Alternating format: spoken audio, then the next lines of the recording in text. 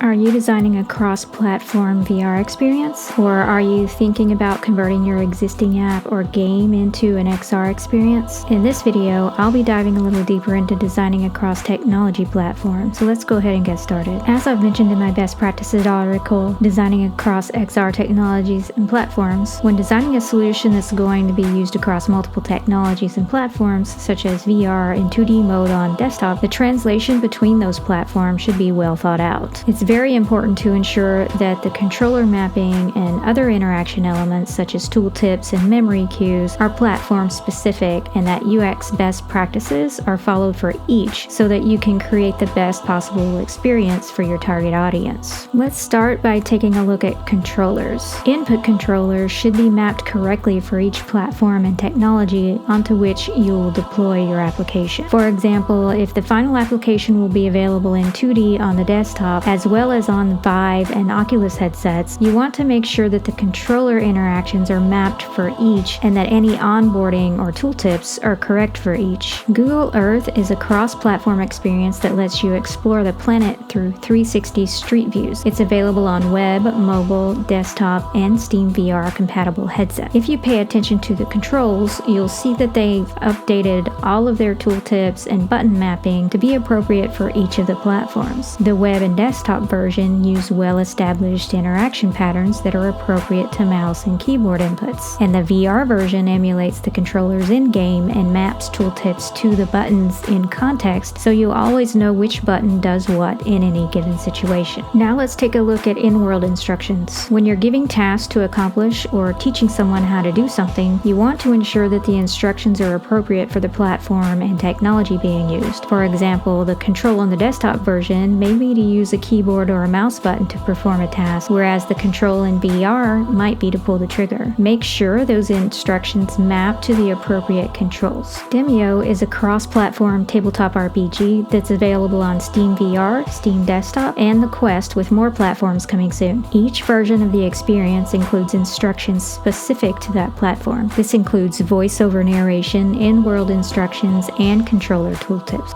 If you would like to continue getting free content like this, be sure to like this video, share it with your friends, and subscribe to the YouTube channel.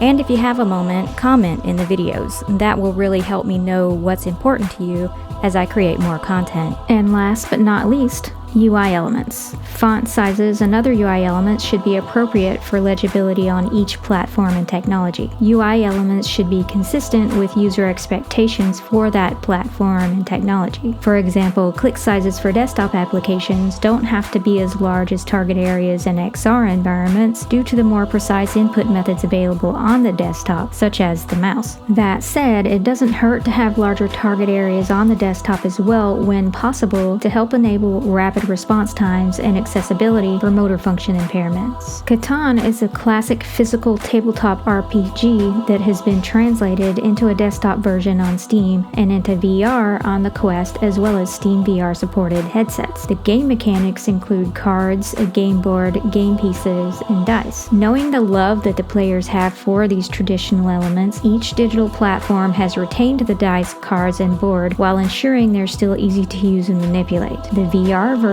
makes all of the elements larger than the real-world counterparts to ensure visual clarity and to provide more forgiving target areas for the less precise interactions found with VR controllers. I highly encourage you to check these experiences out for yourselves. I've included the links below in the show notes. When trying any experiences across the various platforms to which you have access, pay attention to how the tooltips and controls were changed to match the platform and technology. Think about what works and doesn't work, as this will help you discover things to look out for when designing or assessing these experiences for yourself. So for a quick recap, match the onboarding experience to the appropriate platform. Don't design a cookie cutter UI or onboarding tutorial and plop it onto each platform with little or no thought to the nuances of each input type. Don't take an existing 2D experience and convert it to XR with little or no thought to the user experience, performance, latency, controller inputs, onboarding, considering physical factors, motion, or legibility requirements necessary for a comfortable and compelling experience in XR. Ensure the onboarding walkthrough matches the specific platform. Match the tooltips and memory cues to the appropriate platform and controllers. Take advantage of the strengths and counter the weaknesses of each target platform.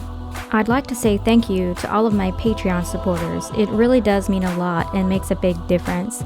Creating this content takes a lot of time, money, and effort, so your support helps me to continue creating educational content like this.